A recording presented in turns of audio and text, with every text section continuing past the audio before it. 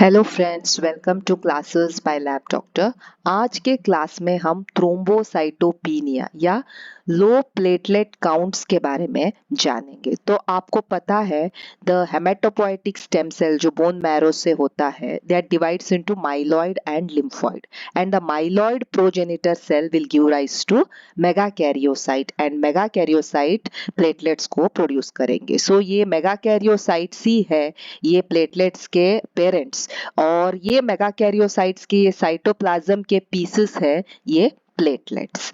So normal जो platelet का range रहेगा that will be between 1,50,000 to 4,50,000. If it is less than 1,50,000 we call it as thrombocytopenia.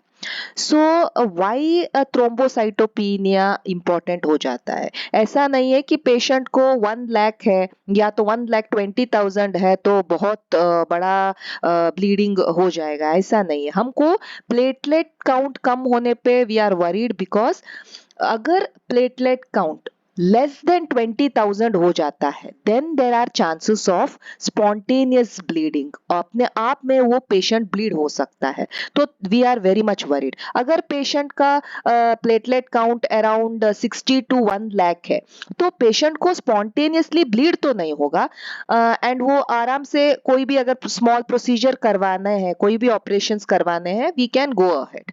अगर the count is between 25 to 50,000 उसको spontaneous bleed नहीं होगा, but there are जब भी कोई हम ऑपरेशन या कुछ करें तभी उसको ब्लीड होने की चांसेस है। सो वाई आर वी वरीड? क्यों हम इतने थ्रोम्बोसाइटोपिनिया के बारे में हम क्यों इतना डरते हैं? क्योंकि स्पॉन्टेनियस ब्लीडिंग होने के चांसेस रहते हैं।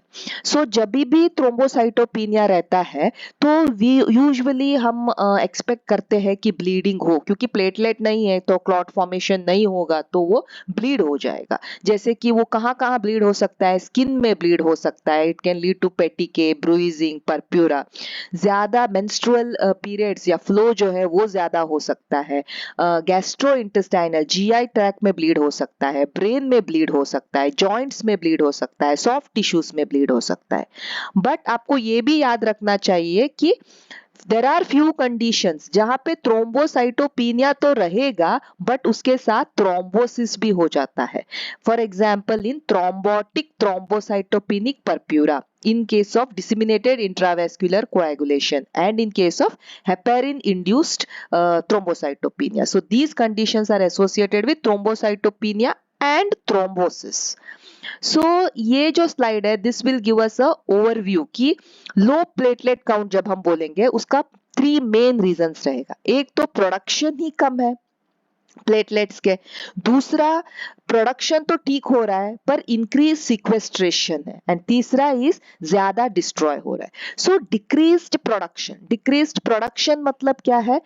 ये जो मेगा कैरियोसाइट्स है वो ठीक से प्लेटलेट को प्रोड्यूस ही नहीं कर रहे, या तो जो मेगा कैरियोसाइट्स तो ठीक है बट उसका मैचुरेशन में या उसके फंक्शन में कुछ तो प्रॉब्लम है जिसके वजह से वो ठीक से प्लेटलेट को प्रोड्यूस नहीं कर पा रहा है। For example decrease platelet production, अभी megakaryocyte as in case of aplastic anaemia या फैंकोनीज एनीमिया, इसमें मेगा कैरियोसाइट्स में ही प्रॉब्लम रहेंगे, and the megakaryocyte may not be able to produce platelet. In case of congenital defect, in case of viral infections like cytomegalovirus, Epstein-Barr virus, in case of medicines या कोई toxins like alcohol, cocaine, etc., it will cause decreased platelet production. या तो अगर platelet का जो भी megakaryocytes है there might be ineffective megakaryopoiesis. For example अगर B12 की डेफिशिएंसी है तो मेगा कैरियोसाइट्स कम हो जाते हैं, फोलेट की डेफिशिएंसी है, कोई मेडिसिन से, so the megakaryocyte population कम हो जाएगा and platelet will be less. वैसे ही second cause was increase sequestration. Sequestration मतलब जो स्प्लीन है वो जब बड़ा हो जाएगा किसी भी कारण से वो प्लेटलेट्स को ट्रैप कर लेगा, वो पकड़ लेगा, तो जब भी प्लेटलेट को ये पकड़ लेगा तो प्लेटलेट काउंट कम हो जाएगा। So that is platelets are normal but जो भी प्रोड्यूस हो रहे हैं वो ट्रैप हो रहे हैं एंड उसके वजह से हमको कम प्लेटलेट्स मिल रहे हैं। So these were the two causes. One was decreased production because of decreased megakaryopoiesis or ineffective megakaryopoiesis, and next was increased sequestration because of splenomegaly. अभी हम थर्ड केस में देखेंगे जहां पे मेगाकैरियोसाइट भी ठीक है, कोई ट्रैपिंग भी नहीं हो रहा है, बट जो प्लेटलेट्स पैदा हो रहे हैं उनका ज्यादा डिस्ट्रक्शन हो रहा है। वो इम्यून मीडिएटेड हो सकता है या नॉन इम्यून मीडिएटेड हो सकता है। नॉन इम्यून मतलब यहाँ पे कोई एंटीबॉडी एक्सेट्रा नहीं है। इम्यून मतलब यहाँ पे कोई एंटीबॉडी है, वो ऑटो इम्यून एंटीबॉडी हो सकता है, एलो इम्यून एंटीबॉडी हो सकता है, या ड्रग से हो सकता है। सो नॉन इम्यून मतलब यहाँ पे कोई एंटीबॉडी नहीं है। So we will see DIC, disseminated intravascular coagulation. So disseminated intravascular coagulation में यूजुअली अगर सीवियर सेप्सिस है या कोई ट्रॉमा हो गया है, हेड इंजुरी ऐसा कुछ, या तो कोई कैंसर्स हो, या तो प्रेगनेंसी में कोई कॉम्प्लिकेशंस हो जाए कोई मेडिसिन के वजह से, यहाँ पे क्या हो सकता है, डिसिमिनेटेड। डिसिमिनेटेड मतलब जो फैला हुआ है, मतलब जो every part of the body you can see it is spread everywhere. Disseminated intravascular मतलब ये वेसल्स के अंदर है। कोएगुलेशन, तो यहाँ पे क्या होता है, कोएगुलेशन सिस्टम एक्टिवेट हो जाता है। तो जब कोएगुलेशन सिस्टम एक्टिवेट हो जाता है, फाइब्रिन फॉर्म होने लगते हैं। जो फाइब्रिन जब भी फॉर्म होते हैं तो थ्रोम्बस भी फॉर्म होगा, थ्रोम्बस में प्लेटलेट भी यूज होंगे, तो सारे जो भी प्लेटलेट्स है वो यूज हो जाएंगे। तो that is why it is also called as consumptive coagulopathy. जो भी थ्रोम्बस के फॉर्मेशन में लिए ये सभी कंज्यूम हो गए हैं प्लेटलेट। सो जब प्लेटलेट्स चले जाएंगे तो यहाँ पे you will see all such lesions. So this is one condition जहाँ पे you will have thrombocytopenia, but यहाँ पे थ्रोम्बोसिस भी रहेगा।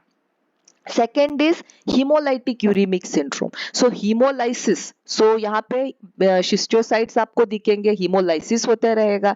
यूरेमिया मतलब यूरिया बढ़ जाएगा तो किडनी में कुछ प्रॉब्लम है, and thrombocytopenia. So this is haemolytic uraemic syndrome. ये कोई बैक्टीरियल इन्फेक्शन से हो या ड्रग टॉक्सिसिटी से हो, कॉम्प्लीमेंट मीडिएटेड हो, सो इसके वजह से भी थ्रोम्बोसाइटोपेनिया हो सकता है।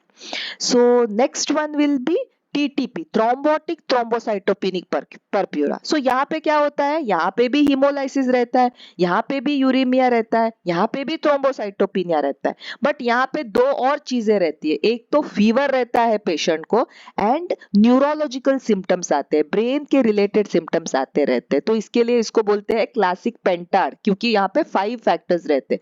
1 fever, anemia, neurological finding, and renal failure. So this is about TTP.